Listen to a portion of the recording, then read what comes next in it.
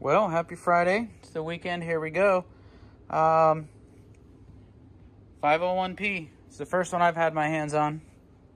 This is my own bar. It's an 18-inch bar. I don't like to use, when customers have me buy them a saw, I don't like to use the chain and bar it comes with it. You know, you guys bought that. That's your stuff. I don't want to use your stuff.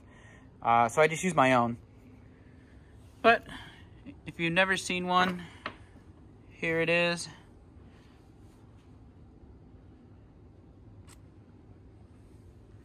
.501P is the same thing as the 4910, minus a few features like the bar, this grip, a couple minor parts, the captured bar nuts, and it's $100 more expensive for the 501P. I think it's worth it if you're a professional or a guy who just uses their saw a lot. I think it is worth it.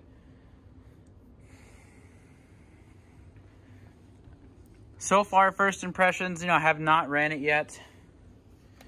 I'm actually going to go run it here in a moment. I will not be posting about that because I'll do a before and after once I poured it. So far, I can say the plastics, it handles nice. I like how it feels. It reminds me, I like how Echo still does their stuff. I like basic controls, choke off, on, off, throttle, basic stuff. To me, that works. I don't see why you need these crazy combo switches that Steel likes to use that get confusing. I don't really like that stuff. My first complaint, I don't really know if it's going to make a difference or not. Maybe that's how they got the weight down so much. The plastics to me feel kind of cheap. They feel, I don't know, just light, thin, kind of remind me of like a toy plastic. It's not like the plastic you feel, like this stuff and even this. It's just, this has a kind of a more flexible type of plastic, where this is just like a hard, thin plastic. But, maybe that it might not really matter, as long as it holds up, then who cares?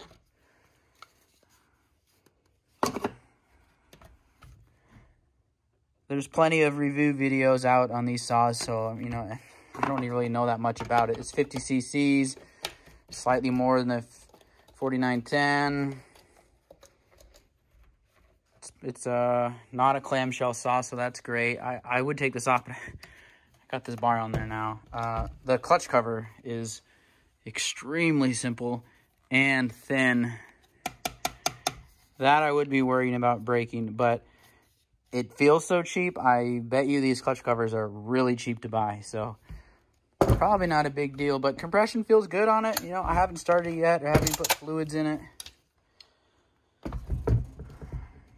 I think the fuel tank is supposed to be translucent to some extent, maybe. It's got fuel filter in there, bounces around well, it seems like. It's weighted. I think this oil cap, it looks to me like you could fit the handle in there and turn it.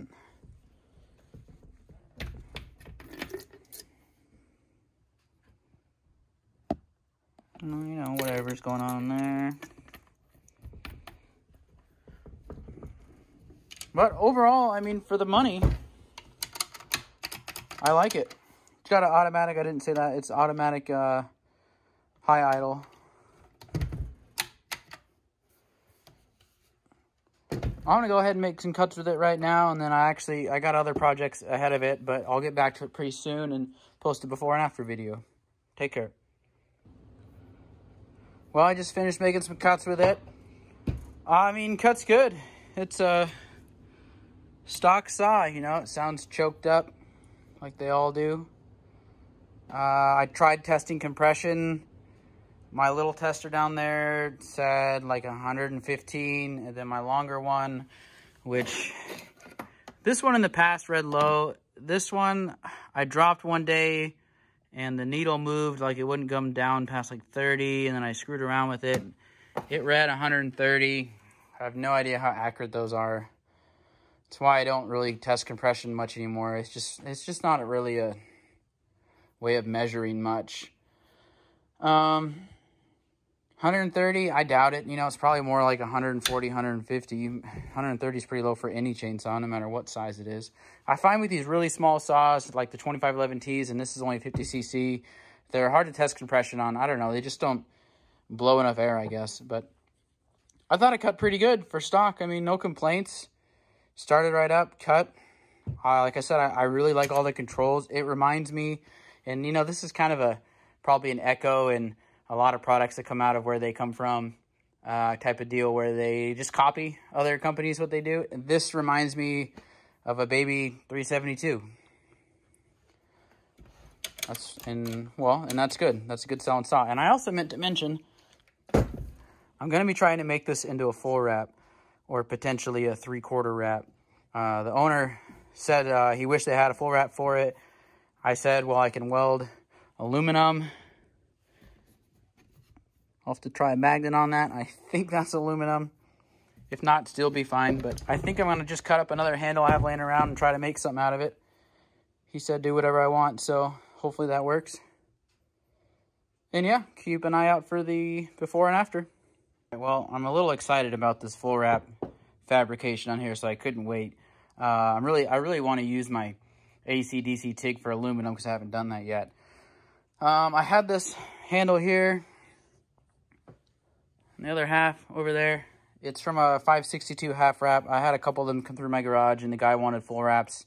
He didn't want his half wraps back, so you know, I just have them laying around, so I could care less about them. I think I could basically just do something like this, put a longer bolt through that first hole there, try to just come integrate it up there. I think what I'll have to do is I'll have to cut it right here, rotate it. So this is a little more like that. Again, kind of like what a 372 looks like. And then, so it'll kind of be in there. And then this will still, the bottom part will still stay straight. And the whole thing will rotate that direction. Try to tie it in somewhere up there. I'd like to give, you know, enough clearance that you could fit a scrunch in there still. I think that's gonna work. Just something like that. Just, like I said, I'm going to cut it right here, rotate it, and try to tie it in. That'll be kind of cool.